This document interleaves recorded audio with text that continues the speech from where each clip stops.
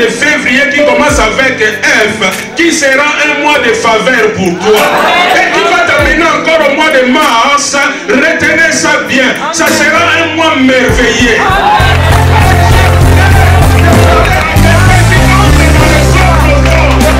J'aimerais dire à quelqu'un, même quelqu'un va changer de statut. Oh, parce que c'est un mois nouveau. Qui va t'amener au mois de décembre. Qui sera un mois de décision. Qui sera un mois de distinction. Qui sera un mois de direction. Parce que le grand Dieu s'est levé.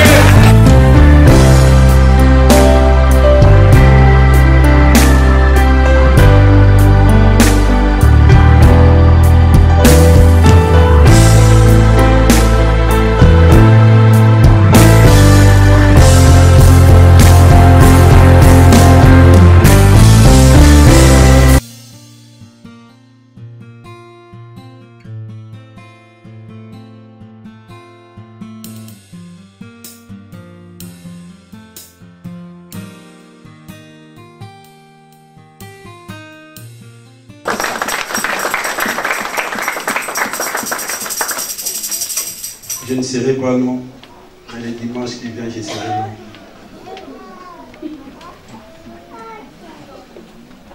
Le dimanche passé, j'avais parlé sur les arguments que Lot avait poussés pour changer la volonté parfaite de Dieu. Lot qui n'a pas voulu aller à la montagne, mais il a changé la montagne en ville. J'avais signalé quelques arguments que Lot avait poussés.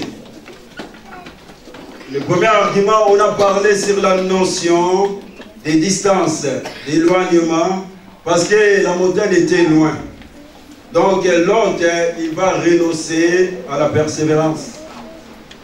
On a parlé aussi sur la notion de la proximité, parce que la ville était assez proche. Donc Lot, il a renoncé à la patience. On a parlé aussi sur la notion des doutes, parce qu'il n'a pas crié à la parole des anges. Et Lot, par là, on avait dit, il ne croyait pas la foi, il a renoncé à la marche par la foi. On a parlé aussi sur la notion de la vie, parce qu'il a vu la ville, mais il n'a pas vu la montagne. Lot va renoncer à la marche par l'esprit, parce qu'il ne voyait pas la montagne. On a parlé aussi sur la notion des capacités corporelles, parce qu'il a dit je ne peux pas aller à la montagne, parce que tout était lié à la chair. Il a renoncé à la marche par l'esprit. Et on avait dit aussi sur la notion de l'insécurité, il a renoncé aux épreuves. Et on avait dit aussi, il a renoncé aux notions plutôt de la finalité de l'homme sur la terre. Il a renoncé à la mort. Mais aujourd'hui, j'aimerais clôturer sur les arguments de Lot. Son dernier argument que Lot a poussé. Parce que nous parlons sur le chemin de notre destinée, sur le chemin de ta destinée. Pour atteindre la montagne, pour atteindre, bien aimé, le plan que Dieu a préparé pour nous. Parce que la Bible nous dit que Dieu a préparé des choses d'avance pour chacun de nous. Pour atteindre, bien aimé, qu'est-ce que tu peux faire ou pas. Alléluia. Chacun a sa part. Bien aimé, Dieu aussi a sa part. Parce que la part de Dieu, Dieu a déjà mis la montagne. Parce que la montagne, je l'ai déjà symbolisée par la présence de Dieu, par la prière. Mais aujourd'hui, j'aimerais le représenter aussi par la bénédiction. Parce que Dieu, c'est la bénédiction. Dieu, c'est le salut. Dieu, c'est tout. Alléluia. Dieu a préparé des choses pour nous. Mais il faut, bien aimer, accéder à ces choses qu'il y a ta part à faire. Et sur ce chemin, bien aimé, de la destinée, il faut être persévérant. Il faut marcher par l'esprit. Il faut marcher par la foi. Il faut s'attendre aux épreuves. Il faut reconnaître aussi les grâces qui sont dans la vie des autres personnes. Et il faut être patient. Et être prêt, parce que la mort peut venir à tout moment. Il faut être prêt. Mais ce matin, je viens dire, le thème de ce matin, Lot les prophètes du malheur. J'aimerais encourager quelqu'un pour nous parler de la puissance de la parole. Pour que nous puissions faire très attention à tout ce que nous pouvons bien aimer dur. Parce qu'il y a des conséquences. L'autre prophète du malheur.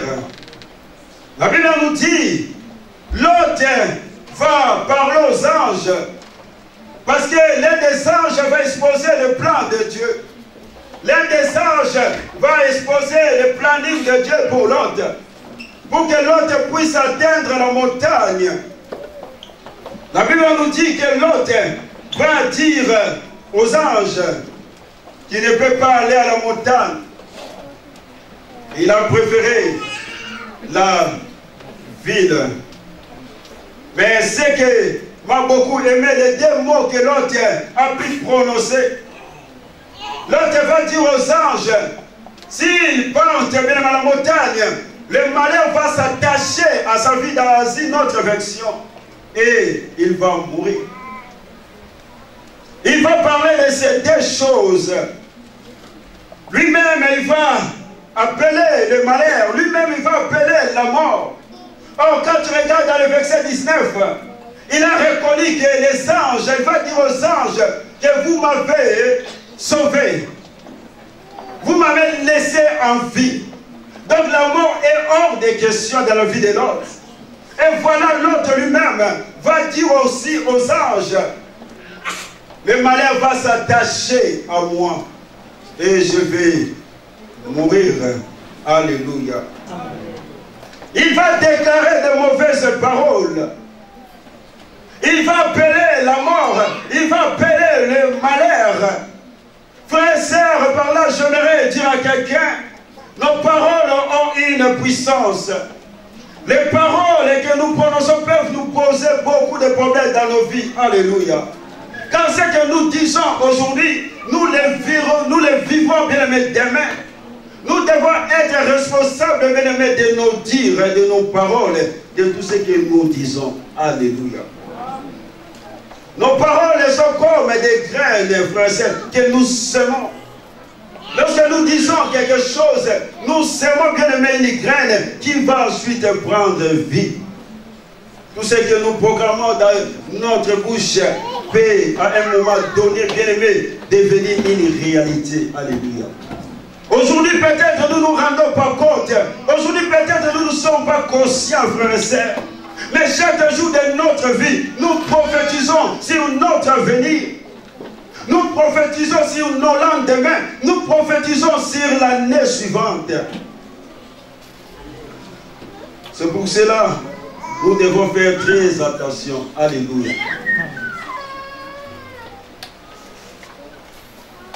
Nos paroles influencent notre futur et notre avenir.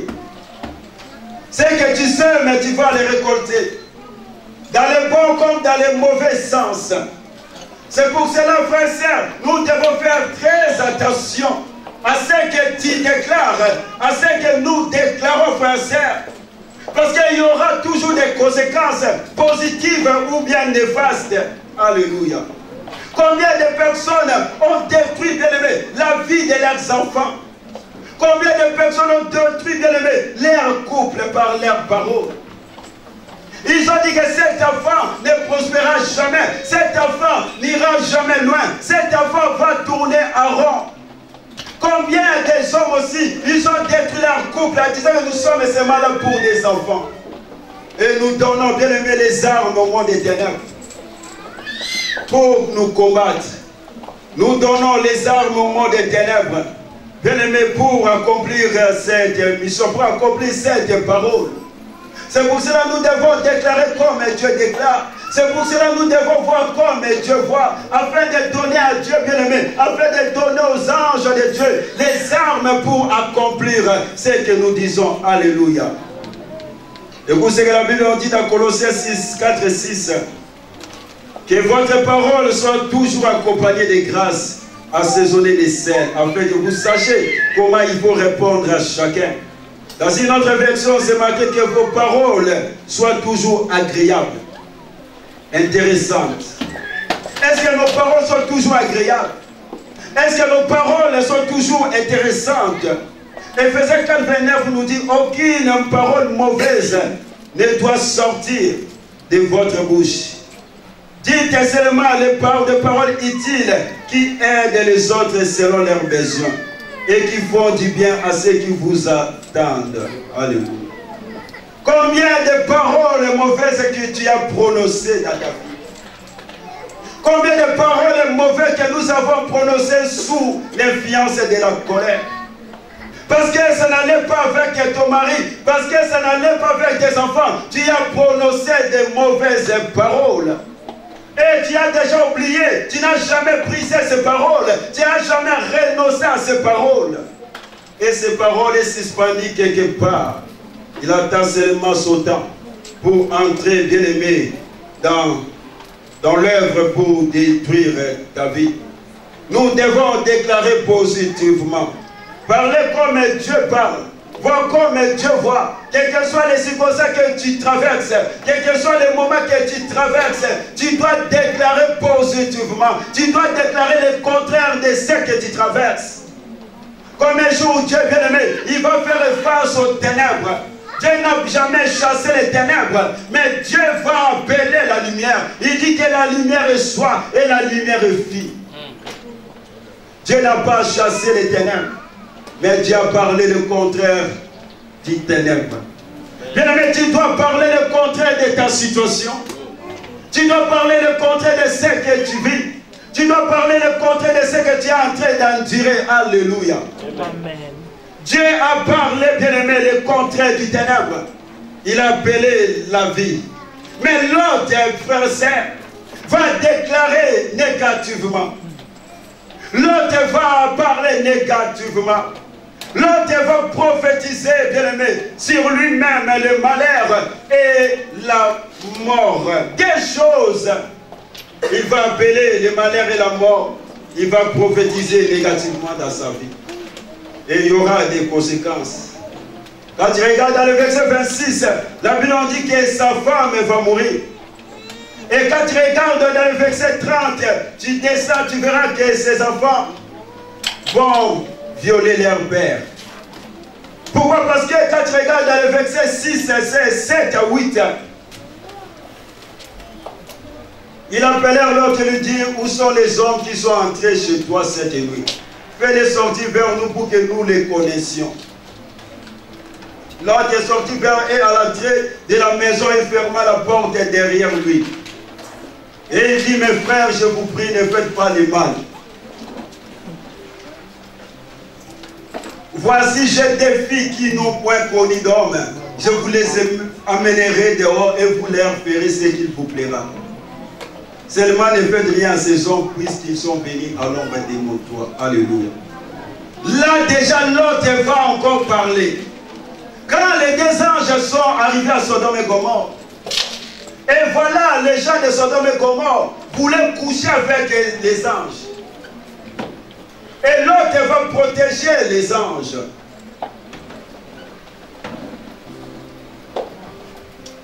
Ça n'a pas commencé aujourd'hui. Hein. Les hommes entre eux. Si tu les payes, il ne faut pas.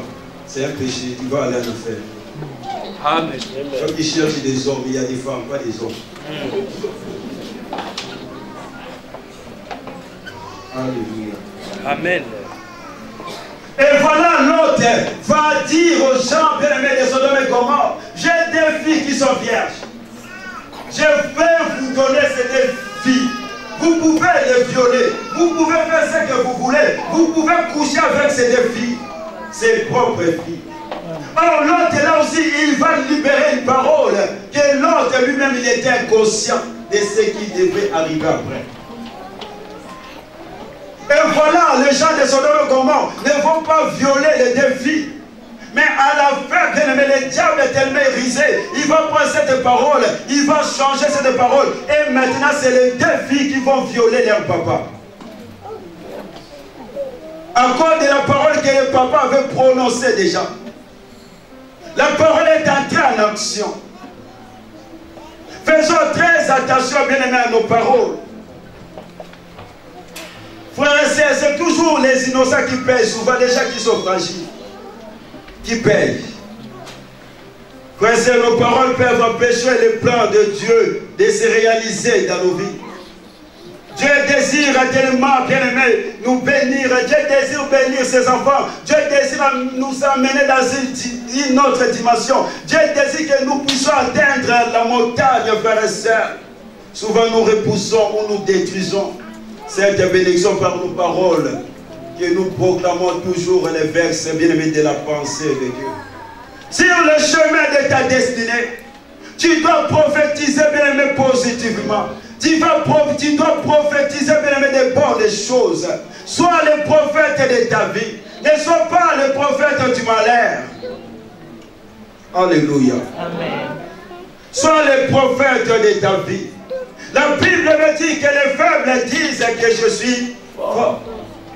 Et les pauvres disent que je suis riche. La Bible dit que les faibles disent. La Bible ne nous dit pas que les faibles disons, non. Que les faibles disent. C'est-à-dire maintenant. Amen. Tu dis au temps présent que les faibles disent. Bien, mais malgré tout, tu es faible. Tu dois déclarer le contraire de ta faiblesse. Amen. Même si tu es pauvre, tu dois déclarer le contraire de la pauvreté, c'est la richesse. C'est pour ça que la Bible dit que les faibles disent que je suis riche. Tu n'as rien, mais tu commences à déclarer. Tu n'as rien, tu commences à parler. La chose que tu désires dans ta vie, frère, c'est comme si tu as déjà la chose. Amen. Il y a un temps pour prier, il y a un temps, bien aimé, pour déclarer. La Bible dit, si tu dis à cette montagne, ôte-toi de là, elle va t'obéir. Malgré tout la superficie, bien aimé, de la montagne, malgré tout, bien aimé, l'auteur de la montagne. Mais la Bible dit, si tu dis, la Bible ne dit jamais si tu pries. La Bible dit, si tu dis à cette montagne, pourquoi? Parce que la montagne, malgré tout son auteur, était créée par la parole de Dieu. Dans ta bouche, tu as la puissance pour ôter la montagne. Par ta parole, tu peux ôter la montagne de la maladie, la montagne de la pauvreté, la montagne de l'échec, la montagne de la stérilité. Si tu dis à cette montagne, ôte-toi, il va t'obéir. Parce que les ciels et la terre étaient créés par la déclaration de la parole. La parole est créatrice, frères et sœurs. Qu'est-ce que tu crées dans ta vie? Qu'est-ce que tu crées, bien aimé, dans la vie de tes enfants? Qu'est-ce que tu crées sur le chemin de ton parcours, sur le chemin de ta destinée? Qu'est-ce que tu crées? Si tu parles que négativement, tu auras aussi de la négativité. Si tu parles positivement, tu auras aussi de la positivité. Alléluia. La Bible dit la mort et la vie sont au pouvoir de la langue. Celui qui avait mangera les fruits. La Bible dit l'homme rassasie son corps par les fruits de ses lèvres. Avec quel fruit, bien aimé de ta bouche, que tu rassasies ton corps? Avec quel fruit? Avec quelle nourriture, frère et sœur, que tu rassasies, bien aimé, ton couple? L'autre va rassasier son couple avec de nourriture négative, avec de nourriture, bien aimé, de mauvaises paroles. L'autre est le prophète, bien aimé, du malheur. L'autre est le prophète du malheur. Combien ont détruit aujourd'hui leur vie, leur famille, comme l'autre qui va prophétiser, qui va nourrir son couple de nourriture négative. Écoutez, le proverbe 12-14 me dit, les paroles peuvent assurer les succès, comme le travail donne les salaires. Donc, bien, tes paroles peuvent assurer le succès. Donc, dans ta bouche, tu peux changer ta situation. Bien, ne laisse pas tout à Dieu. Dieu ne fera jamais tout. Parce que Dieu t'a tout donné. Souvent, le problème, on laisse tout à Jésus. Non. C'est pour ça que nous avons des échecs. Dieu ne fera pas tout. Il faut abandonner nos prières là de logique. Nos prières là de notre Père. Dieu ne fera pas tout pour nous. Alléluia. Amen. Parce que Dieu t'a tout donné. Alléluia. Déclarons de bonnes choses. Déclarons de bonnes paroles. David a dit, je ne mourrai pas, je vivrai, je rencontrerai les œuvres de l'Éternel. Jacob a dit, je vais aller voir Joseph avant de mourir. Parce que quand il a appris que Joseph était en Égypte, Joseph régnait. Il a su la nouvelle, il a eu la nouvelle. La Bible dit, Jacob va prophétiser. Il va dire, je ne peux pas mourir tant que je n'ai pas vu mon fils Joseph. Bien, mais tu dois prophétiser. Sois le prophète de ta vie. Tu dois prophétiser. Dis à Dieu, je ne mourrai pas tant que je n'ai pas encore entré dans ma destinée. Je ne mourrai jamais tant que je n'ai pas encore touché la montagne. Je ne mourrai jamais tant que je n'ai pas encore fini ma mission sur la terre.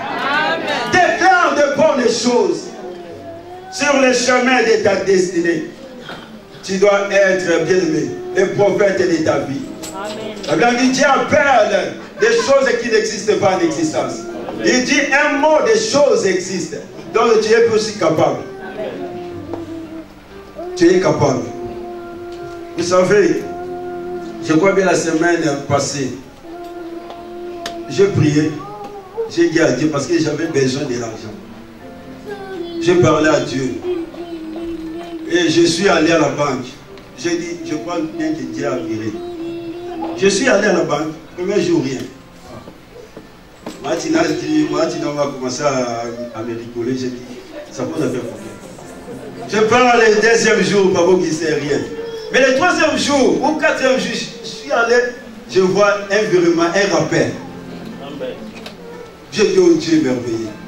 Ce n'est pas fini. Un autre jour, je pars encore, je vois encore un autre virement.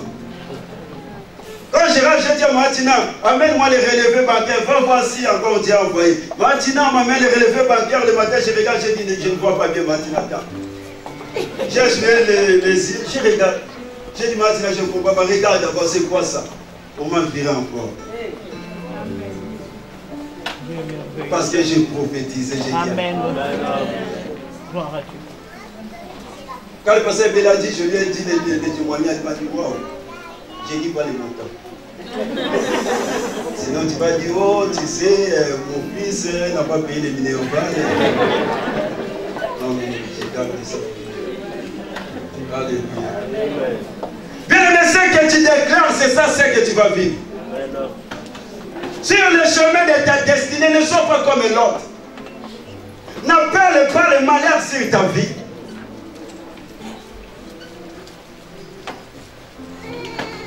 Mais il faut prophétiser que de bonnes choses. Parce que tu sais, mes bien-aimés, nos paroles sont des semences. Un jour, même tu vas récolter ce que tu as parlé.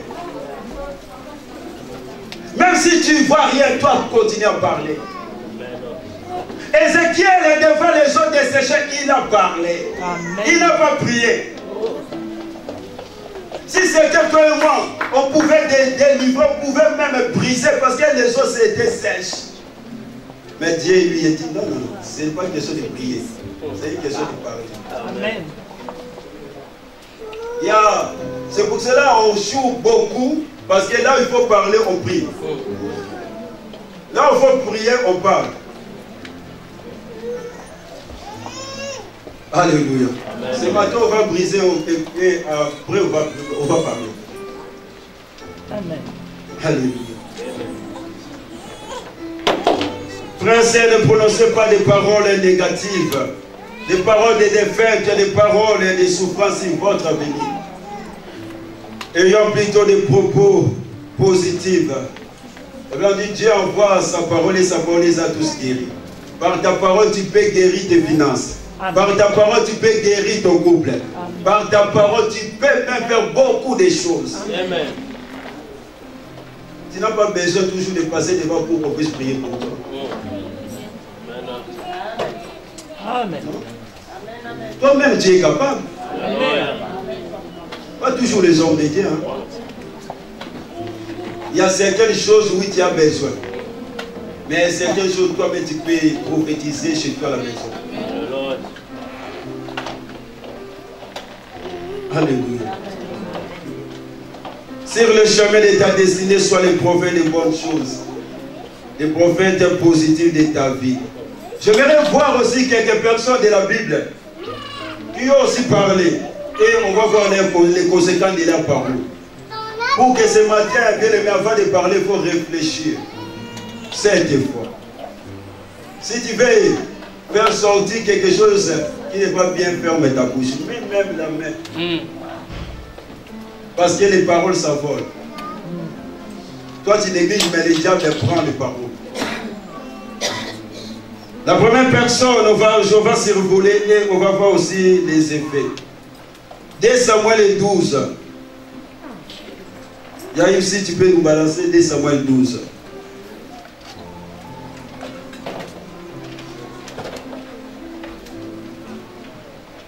Verset 1 à 4.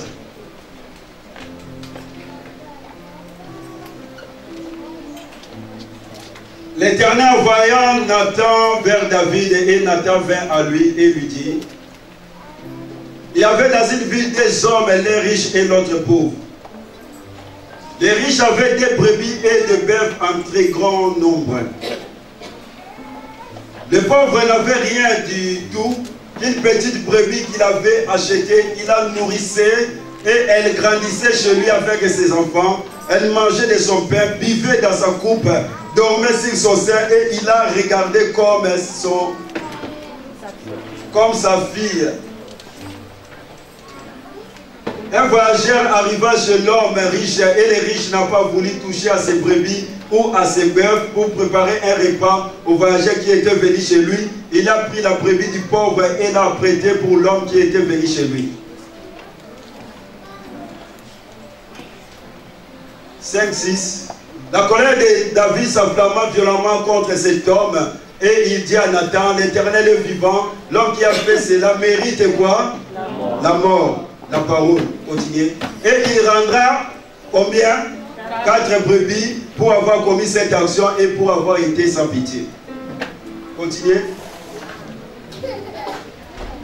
Et Nathan dit à David qui cet homme c'était qui? C'était David. Il a prononcé sans le savoir. Parce que Nathan venait avec une parabole. Parce que c'est David qui avait pris la femme d'Iri. Il a couché avec, après il a fait quoi? Tuer les maris. Et David voulait cacher son péché. Dieu a envoyé son serviteur pour parler à David. Et David, pendant qu'on disait la parabole, on croyait que c'était une autre personne. Et il a prononcé des paroles. Il faut que cet homme mérite la mort et il doit restituer 4 brebis. Qui a parlé? C'est David. Écoutez maintenant. En commettant cette personne, le fils qui était né mourra. La première personne qui va mourir, l'enfant, le grand frère de Salomon. Regardez deuxième, dans 2 Samuel 13, verset 29. 2 Samuel 13, 29. La deuxième personne qui va mourir. Les serviteurs d'Absalom traitaient à mot comme Absalom avait ordonné, tous les fils du roi s'élevèrent, montèrent chacun sur son et s'enfuirent. Jonadab, le frère de David, prit la parole et dit que mon Seigneur ne pense pas que tous les jeunes gens, fils du roi, ont été tués, car Amon seul est mort. Deuxième brebis, il est mort, à cause des paroles de David. 2 Samuel 18, verset 15.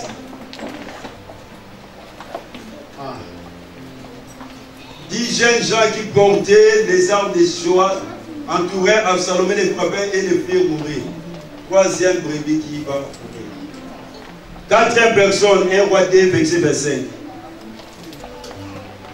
Et le roi Salomon voyant Benaja, fils de Joada, qui le frappa et Adonija mourit. Lui, il est mort après David. David est déjà mort.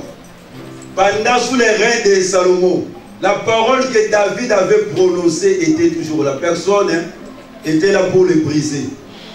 Renoncer à ça. La quatrième personne, la quatrième brebis va mourir.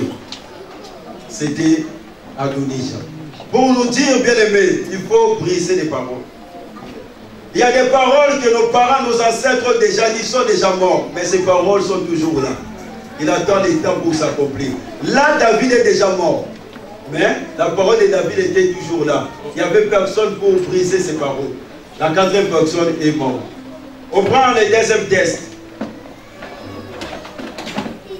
Genèse 34, verset 32.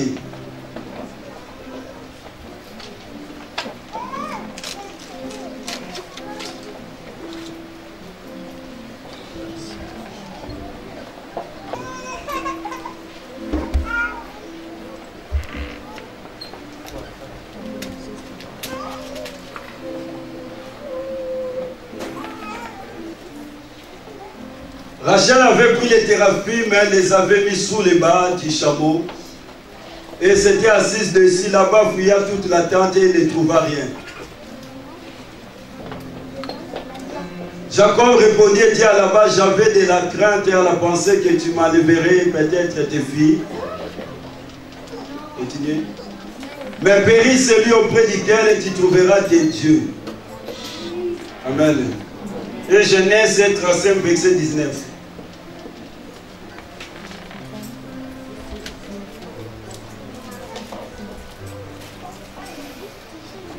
Verset 19. Rachel mourit et elle vit enterrée sur les chemins d'Ephrata, puis Bethléem. C'est-à-dire, Rachel a volé les téraphim de son père. Elle a caché. Là-bas va poursuivre Jacob. Et le papa va chercher ses dieux. Rachel va mentir. Elle va dire que ce n'est pas elle. Mais Jacob avait déjà prononcé un mot en disant, celui qui a volé va faire quoi? Mourir. Et là, dans le chapitre 35, on voit maintenant la parole s'est accomplie. C'est Rachel qui est morte. Bien aimé, il y a une puissance dans la parole. Nous devons faire très attention. C'était sa femme qui avait volé et sa femme est morte. On prend encore le verset 1 Roi 17, verset 1. Élie le Tishbi, l'un des habitants de Galade, dit à Akab, l'Éternel vivant, le Dieu d'Israël dont je suis le serviteur, il y aura ces années ni rosée ni pluie, sinon à ma parole. Il a parlé. Et le verset 7.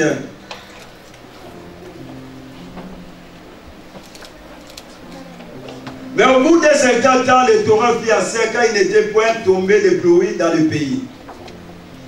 Il a prononcé, Élie qui a prononcé, il a fermé les ciels. Mais là, maintenant, dans le verset 7, on voit qu'il y avait plus de l'eau. Pourquoi? Parce qu'il a dit une parole, un mot.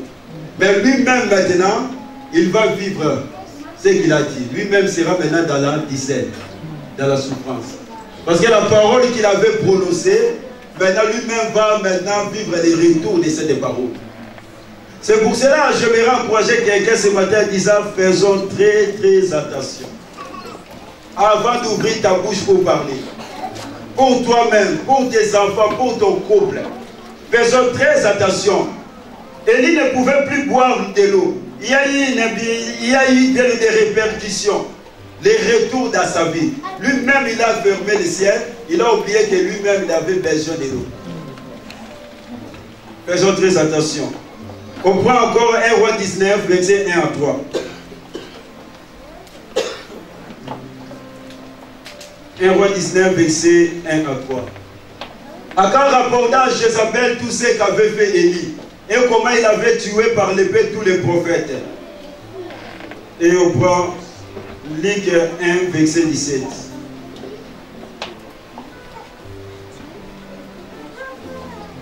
Commencez par le verset 16. Il les ramènera plusieurs des filles d'Israël au Seigneur, leur Dieu. Il marchera devant Dieu avec l'esprit et la puissance d'Élie pour amener les cœurs de père vers les enfants et les rebelles à la sagesse des justes afin de préparer au Seigneur un peuple bien disposé. Là, ça parle de Jean-Baptiste. Maintenant, prends Marc 6. On va lire Marc 6 maintenant. 14. Le roi Hérode a entendu parler de Jésus dont le nom était devenu célèbre. Il dit Jean-Baptiste est ressuscité de mort. Et c'est pour cela qu'il s'est fait par lui des miracles. D'autres disaient c'est Élie. Et d'autres disaient c'est un prophète comme l'un des prophètes. Mais Hérode en apprenant cela disant c'est Jean que j'ai fait décapiter. C'est lui qui est ressuscité. Par là j'aimerais dire une chose. Dans 1 Roi, on nous parle de Jézabel. Quand Élie a fait tuer les prophètes, ils ont coupé la tête de tous les prophètes. Et Akab va rapporter la nouvelle chez sa femme. Et sa femme va lancer un avis de recherche qu'on puisse rechercher Élie. Et elle a bien précisé, je vais te faire ce comme tu as fait aussi au prophète de Baal. Donc, Jézabel avait dit, je vais couper la tête. Élie n'était pas mort. Élie est monté au ciel. Mais cette parole était toujours là. Cette parole était toujours là. Il fallait qu'Élie soit décapité. Et voilà maintenant dans le Nouveau Testament, parce que cette parole était dans l'Ancien Testament. Dans le Nouveau Testament maintenant, la Bible on dit, Jean-Baptiste va venir. Il va venir avec l'esprit d'Élie et la puissance d'Élie. C'est-à-dire Jean-Baptiste, en lui, il y avait la puissance et l'esprit d'Élie. Or, quand tu regardes dans d'autres versions, dans l'évangile des Jean, c'était une fête. Hérode avait organisé une fête. Et Hérode avait dit à la femme, à la fille plutôt d'Hérodiade, Hérode a dit, demande-moi ce que tu veux. Je te donnerai. Il a prononcé une parole. Et cette fille va demander maintenant à sa maman. Et sa maman va dire, sa maman Hérodiade va demander la tête de Jean-Baptiste. Oh, déjà, Jézabel avait déjà prophétisé. Ça va s'accomplir maintenant dans le Nouveau Testament. C'est pour cela que Jean-Baptiste était coupé la tête. Faisons très attention aux paroles. Amen. Parce que Jean-Baptiste venait avec l'esprit. Il fallait que cette parole soit accomplie. On prend encore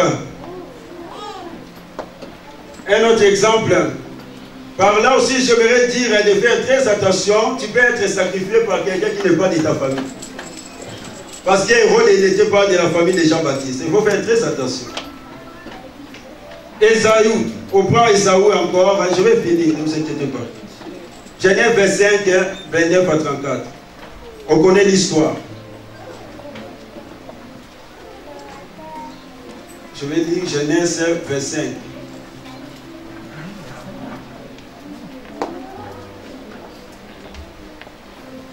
Verset 29 à 34.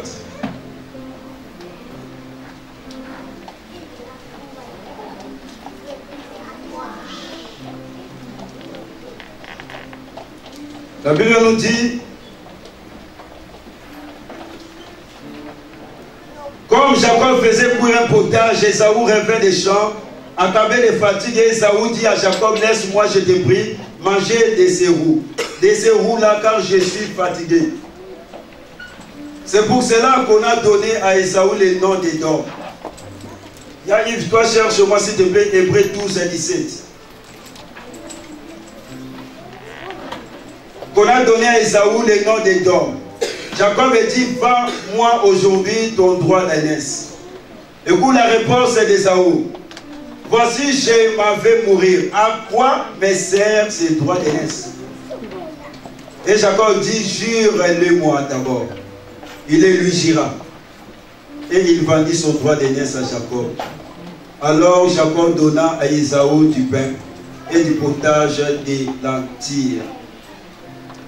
Il mangea et but, puis s'éleva et s'en alla. C'est ainsi qu'Ésaü méprisa les droits d'aînesse. Mais maintenant, Hébreux 12, 17. C'est pour cela, ce matin, j'aimerais dire à quelqu'un, c'était seulement suite à une parole, que Ésaü a pris à la légère. Il va céder son droit d'aînesse. D'abord, on dit dans Hébreux, vous savez que plus tard, voulant obtenir la bénédiction, il fut rejeté. Quoi qu'il a sollicité avec des larmes, quand son repentir ne put avoir aucun effet. Quand il a su, il a tout fait pour recevoir la bénédiction, mais d'abord on dit, il n'y avait aucun effet. Parce qu'une seule parole, il a vendu son droit d'aînesse. Dernièrement, j'ai parlé à quoi c'est servi les droits d'aînesse. Il a vendu tous les droits à une seule parole. On prend avant-dernier verset, Marc 14, 6, 66 à 72. On va parler de Pierre.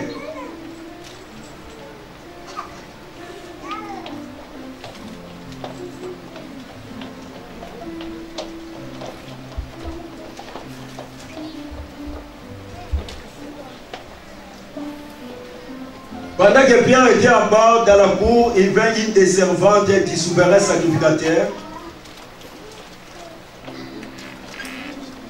Voyant Pierre qui s'échauffait, elle le regarda et lui dit, toi aussi tu étais avec Jésus de Nazareth. Il le nia, disant, je ne sais pas, je ne comprends pas ce que tu veux dire. Puis il sortit pour aller dans le vestibule et le coq chanta. La servante d'Inaïa vit se mit de nouveau à dire à ceux qui étaient présents, celui-ci est de ces gens-là. Et il les nia de nouveau.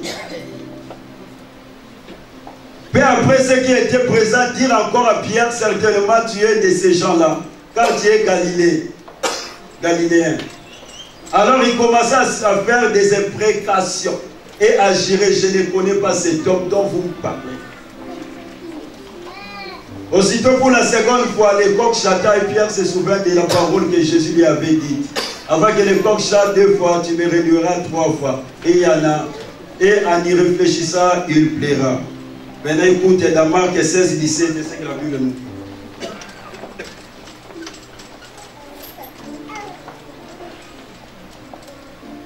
Dans Marc 16, 17.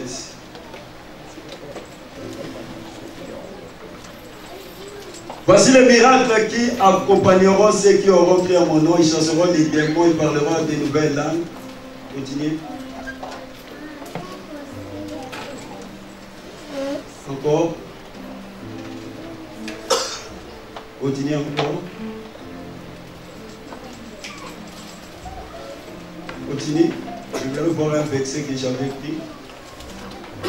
S'il n'y a pas, ça pose aucun problème. J'ai le verset ici. Donc, dans Marc 14, 66, 72, Pierre va déclarer à 3 reprises qu'il ne connaissait Jean, qu'il ne connaissait pas Jésus.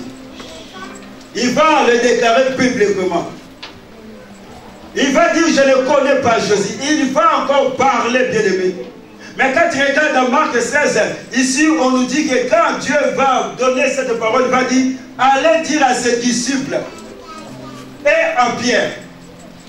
On n'a pas associé Pierre aux disciples de Jésus. Pourquoi pas? Parce que Pierre avait déjà dit qu'il ne connaissait pas Jésus. Il n'était pas disciple de Jésus. Et là maintenant, quand Jésus va donner cet ordre, Jésus va dire, allez dire à mes disciples. Et il va séparer Pierre de ses disciples. À cause de ce que Pierre avait déclaré publiquement. C'est pour cela que tu verras dans les livres des gens, Jésus va revenir encore pour réintégrer Pierre dans le groupe de ses disciples. Le message que le pasteur nous a dit, le message que le pasteur nous a prêché, c'était il m'attendait. C'est là où Jésus va venir encore pour parler à Pierre et Pierre va lui répondre 3 fois. Parce qu'il a renié Jésus 3 fois à cause d'une seule parole. On prend la dernière personne que j'aime beaucoup, 1 Samuel 17, 43, 46, c'est David. Et on va continuer le message. 1 Samuel 17, 43, 46. La Bible dit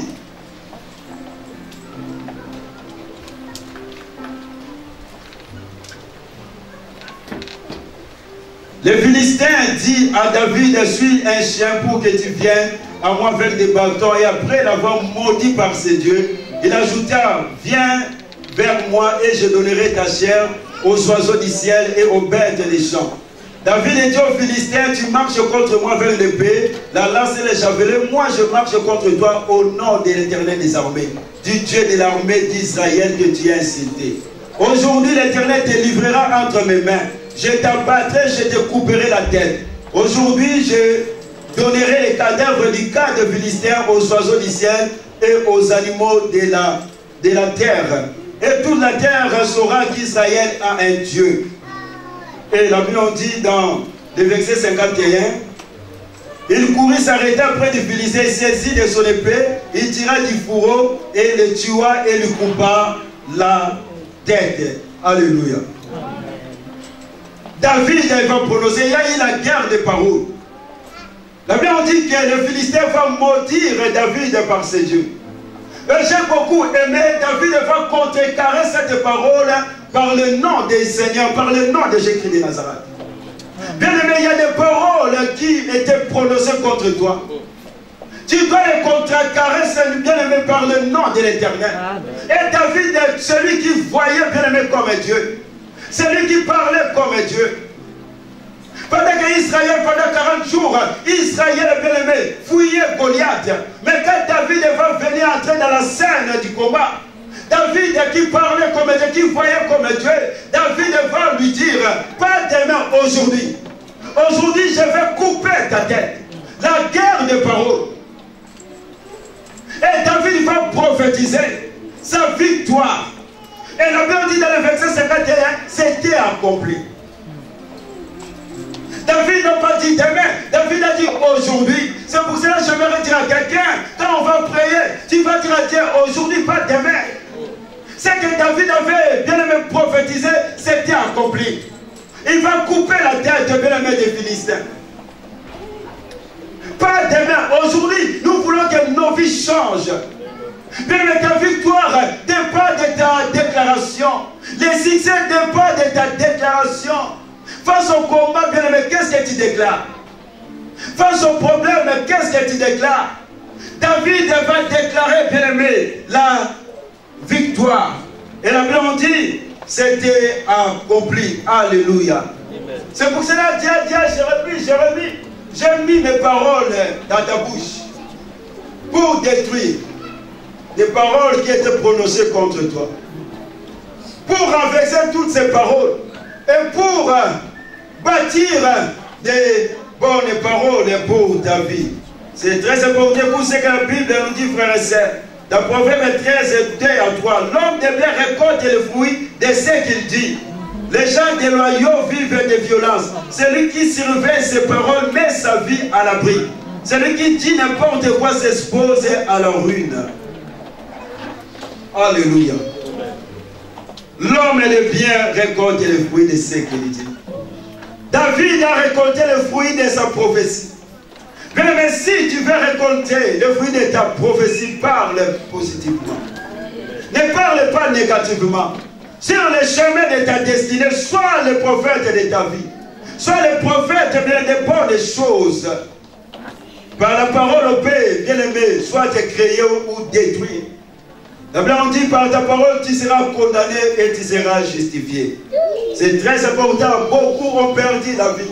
Beaucoup ont perdu même la santé et la bénédiction par leur mauvaise gestion de leurs paroles. Nous devons veiller sur nos paroles. Évitons des paroles blessantes. Évitons des paroles négatives. Faisons vraiment très attention à toutes nos paroles à veiller sur nos bouches. Même Jésus a vaincu le diable par la parole. Il a dit, il est écrit.